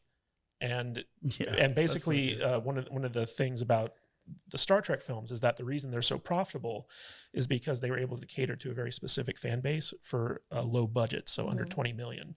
Oh, that's a shame. Yeah. And so basically they were like, you want too much money, you're not that big of an actress. And this was kind of like when her career was on the rise. And I think like after this, she got cast in Cheers. But basically because her salary demands were so high, they were like, we're just going to recast the role. And that's what they did. But it was kind of funny because Leonard Nimoy was like, can we get Kim Cattrall for this role? and she was busy doing stuff. And so we got this Robin Curtis chick. She'll be okay. Yeah. So she was fine. And that fingering scene. Oof. Sure. No. Okay. It's like I'm not gonna pawn far with Salty. So and Kadish kind of seems to want to watch. I'm down for some pawn far. Do you guys do you guys know if this is the first occasion of like setting up the pawn far for the Vulcans? Is this the movie where it started? Or is that from the series? That was all established in the series. In the series, Yeah. Did Spock go through it? I mean, there's an episode where Spock has to go back to Vulcan to get his groove on. Yeah. You know, dude, it's iconic because it's the scene. It's the episode where him and Kirk fight. Oh, is that the? Yeah. Yeah. It's awesome. Yeah. That's the one that Cable Guy made fun of, right? Yeah, they were like, that's one of the top 5 old school Trek episodes for sure. Okay, cool. I didn't know if they had referenced it in the original series or not, because it's funny, like every 7 years, Vulcans get really horny.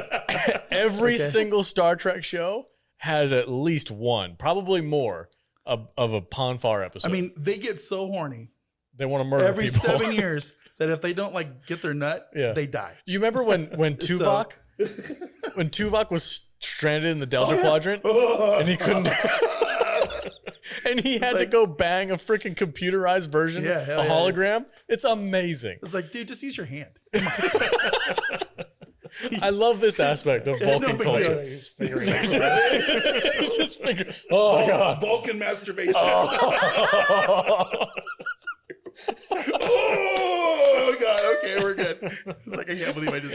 Alex, you got to do the O face. Oh! It gives new meaning to the Vulcan symbol too. Like, what are they saying when they do that? So dirty. Oh my God! Yeah, these movies are surprisingly sexual. A lot of penetration going on. If Vulcans finger each other and then they do this to you, like, what are you trying to say, bro? Well, it's like live long and prosper. You know what I mean? Yeah. Hey. Yeah, for those of you who can't see, it's Alex. What if you can double do it? Can you guys double? I can double do it. That's the DP. Oh, in Vulcans. The Vulcan system. The Vulcan DP. Wait a second. Isn't it? Oh, this is the shocker, right? Yeah, that's the shocker. 2 in the stink, 1 in the paint. Yep. No, this is the shocker. What do we do? Yeah, okay. You could change it up, you know. Moving on. Anyway, do it however you want to. Booze is kicking in. But anyway, I think the booze kicked. It is no longer kicking. You better pawn farm me pretty soon. I'm going to be really upset. Stop pressuring me. My palm farm, my choice. Yeah, don't date palm far her. Yeah. Anyway, we're gonna do some public pawn farming. My biggest criticism about this movie is like this like weird teenage version of Spock who does nothing but moan for like 20 minutes out of the movie. He doesn't have his brain. I know, I get it. Do you remember being a teenager? There was a lot of bonfiring. It was just a lot of this going on. It was just a bit much. They could have toned that down a little bit because I was kind of like getting disconnected from Spock at that point. I'm like, Jesus Christ. Yeah, he's just sitting there like moaning on the ground. I'm like, I'm done, dude. Like, please move on. Can we have like Leonard Nimoy come back? I need to stick my fingers in something.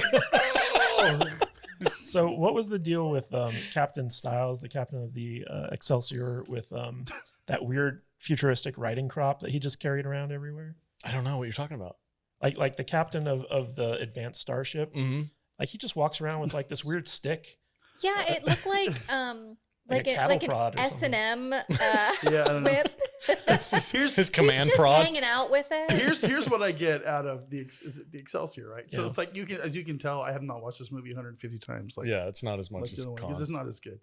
But the helmsman on the Excelsior, is it the Excelsior? Yeah, it's Miguel Ferrer. Yeah, I just go, oh, that's the dude from RoboCop. That's all I think. And George Clooney's cousin. He's a total dick. It's like RoboCop's gonna kick your ass. Did they? It's just like, did JJ rip off the Excelsior in his movie? Remember that badass freaking warship that admiral made in I don't know. Into Darkness? There's probably things that they could, because it looks similar. It was just like a similar style. The question is, what didn't JJ rip off? The thing that's cool about the Excelsior is that it becomes Sulu's ship. Yeah.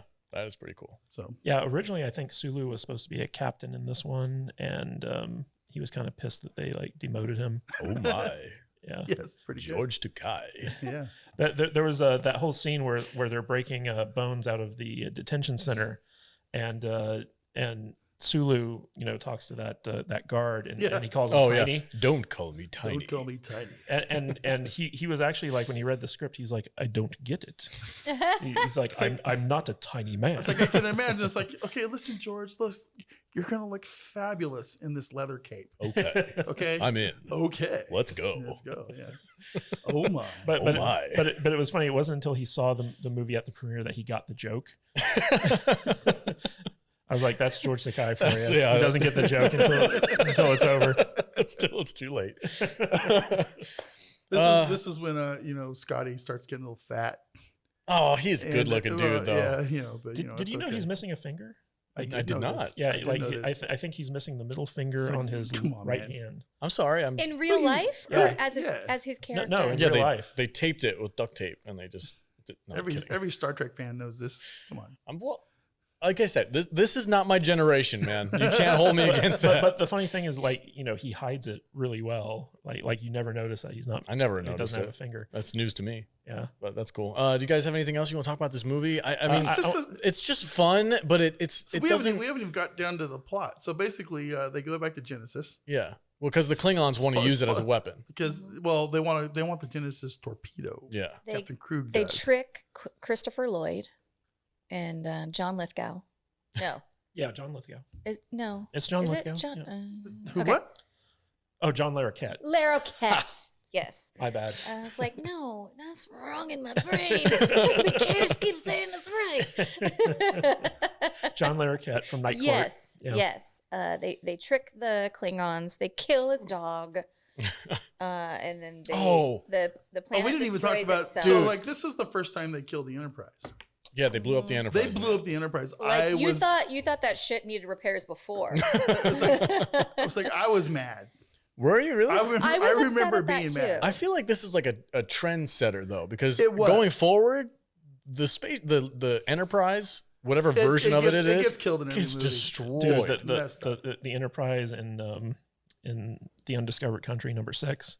It gets messed up. Yeah. But I love those scenes where the Enterprise just like takes a beating. Yeah. But this still keeps on trucking. This one was the first time we like saw our ship get fucking disintegrated.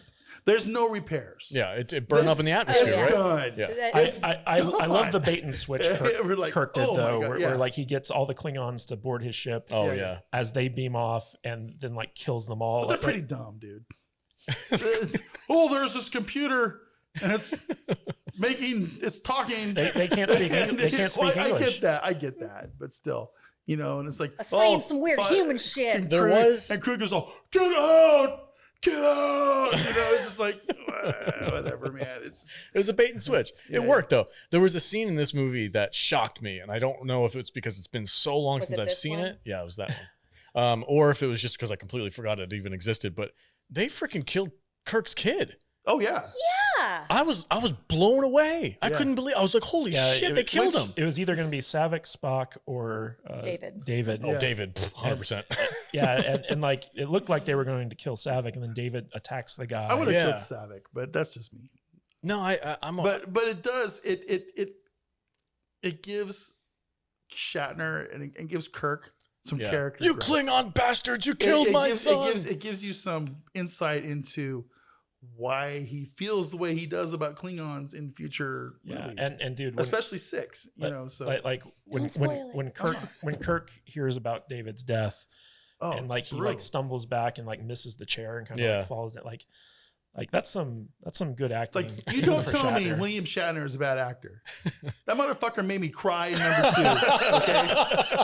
Okay, and he almost made me do it again in number 3, and I don't even really like this movie. Okay, so I actually think this movie kind of gets a bad rap. I liked it. Yeah, upon rewatching, I was like, this movie's not that bad. It's not bad. It's not bad at all. It's not as good as Wrath of Khan. It's not as good as 3. Wrath of Khan is just so good. It's just up there. Yeah. But this movie was Wrath of fine. Khan is. It's iconic. Yeah. I said it 100 times. It's one of those movies that just. I might get some shit for this, but like I actually enjoyed this more than I enjoyed number 4, just because like it's more spacey. Yeah. You know. Yeah. It's more Star Trek. Number 4 goes in a weird direction. Do they go back to Earth on that one, right? Yes, we'll talk about it later. Okay. Don't spoil it. Sorry. We're talking about shit I don't know anything about. Oh, Spock learns how to swear. Jude's actually gonna really like number 4. I'm predicting Jude's gonna like. Why would you spoil that for me? I didn't spoil it for you. That's part of the thing. It's in the trailer. Next month, 4 weeks from today. Amazing. We'll talk about it. Okay. Anyway. I was shocked that they killed off his kid, and I thought it was really well done. And then, like Kadish pointed out, when he breaks the news to him, he just falls down and he's like, "You sons of bitches!" Saavik is the one that tells him, right? No, I thought it was the Klingon. I thought it was. He's like, "I'm gonna kill him." It was Saavik. And she's cold the way she does it. Oh yeah, she is very cold. She just goes, "Captain, your son is dead." Yeah, or David is dead. Very Vulcan. Yeah, because the Klingon is like, "I'm gonna kill one of these motherfuckers." And then he's like, hello, and then they give the phone to Saavik, and he's like, David, yeah. And she's like, David is dead. Yeah, and you know what's weird for me about this movie is Christopher Lloyd. We all know and love Christopher Lloyd. He is Doc Brown. Yeah.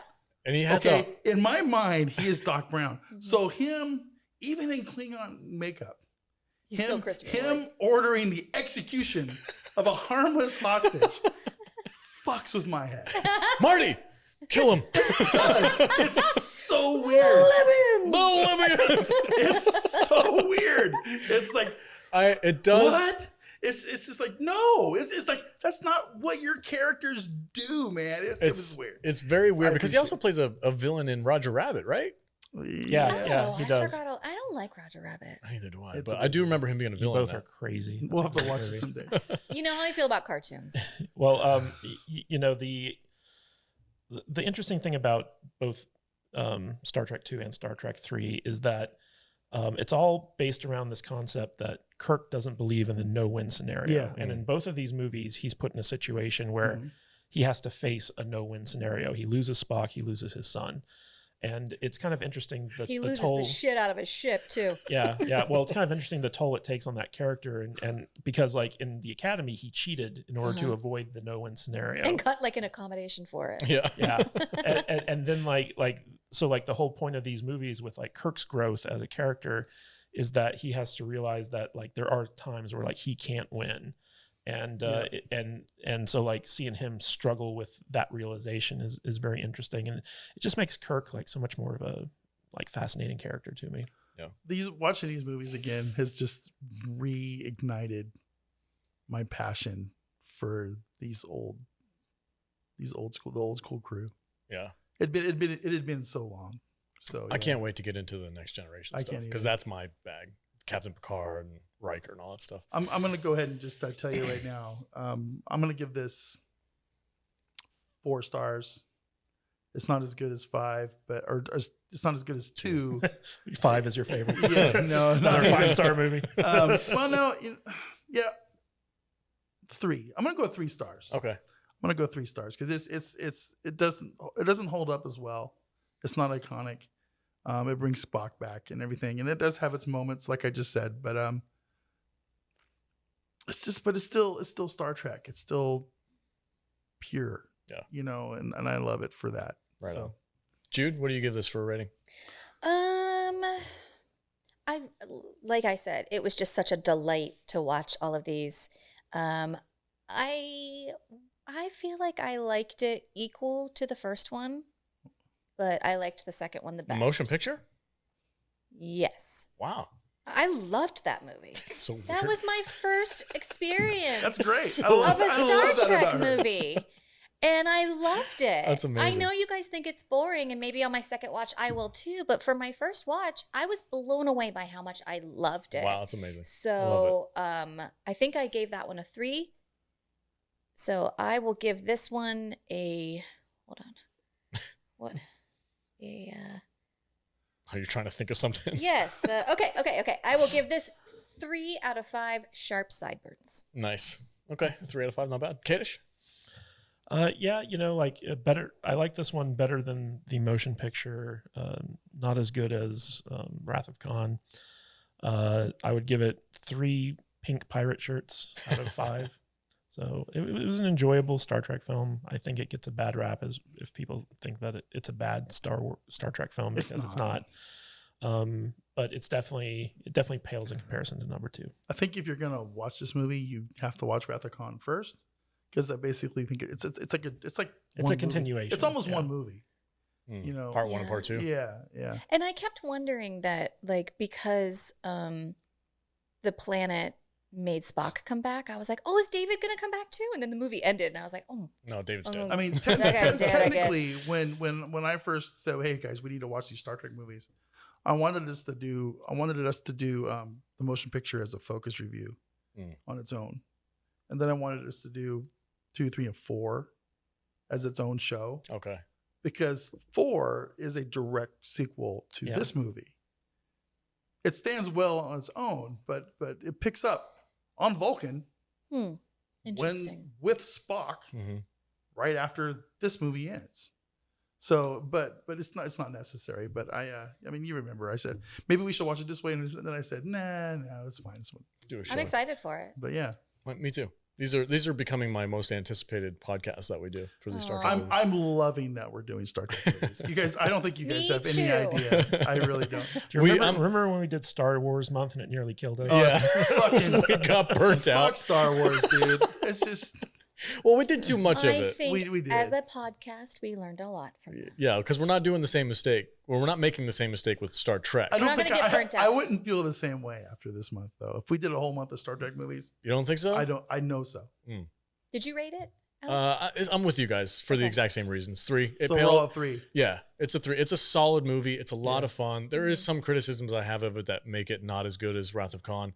One of the funnier things when I was the very opening scene or maybe not in the opening scene, but when Kirk is trying to figure out how Spock transferred his essence to Bones, and he's looking at the computer screen, and it's just a shot for shot from the first movie, and it's just move over 10 minutes, and it cuts the same. It's just scenes from the other movie. Remember when I said I love how they cut corners in this? Yeah, they flip things upside down and just take scenes from the old They just took scenes from the other movie and placed it here. The computer has a shot for shot remake of the first movie. So you're telling me that computer on the ship has cameras recording everywhere, every moment of your life with different scenes and cuts and zoom ins. It was funny. It was goofy. It was I hope that didn't catch me masturbating last night. That would be really, really embarrassing. the Vulcan scissor.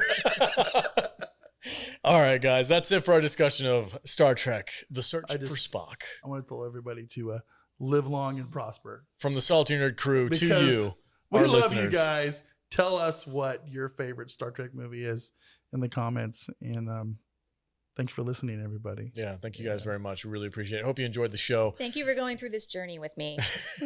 I'm so excited she's a Trek virgin. Hey, I'm a Trekkie now. Yeah, that's awesome. Genuinely, guys, like and subscribe. I'm not just trying to push my own content, but like and subscribe so that we can watch Jude watch all of these movies in sequence and become a Trek nerd. That's going to be amazing. It's going to be like watching her evolve. It's going to be it's going to be great. I'm excited. Welcome to our existence.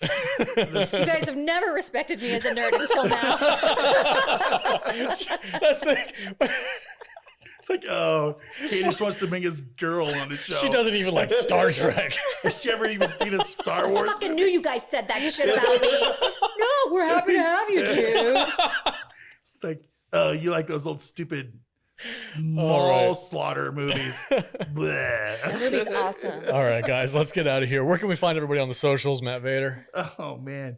You can find me when I'm not completely intoxicated at MattVader74 on the Twitter, Instagram, and YouTube. Someday I might post some stuff on my own private channel, my personal channel. And you can also find me on this channel that you're watching right now every Saturday morning at 10:30 with the guy across the table from me, Matthew Kadish, as we go over some news and pop culture news that is relevant. Saturday morning home gang. The Saturday morning home gang. Home gang. Yes, as I slay Kadish and steal his stuff every week. So, Jude, where can they find you at? You can find me holding my liquor, unlike Vader. Look at this fucking, look at this thing. I'm down like a whole bottle. I'm like blasted. It's ridiculous. It's a sippy cup. You can find me at I am Jude Juju on Instagram, Twitter, and TikTok. Right on. Matthew Kadish, where can they find you at? You can find me at Matthew Kadish, Kadish on Twitter, and kadishbooks.com on Amazon. And I am Alex, the Salty Nerd, your host. And you can find me on Twitter at salty_nerd. And as always, stay salty, my friends.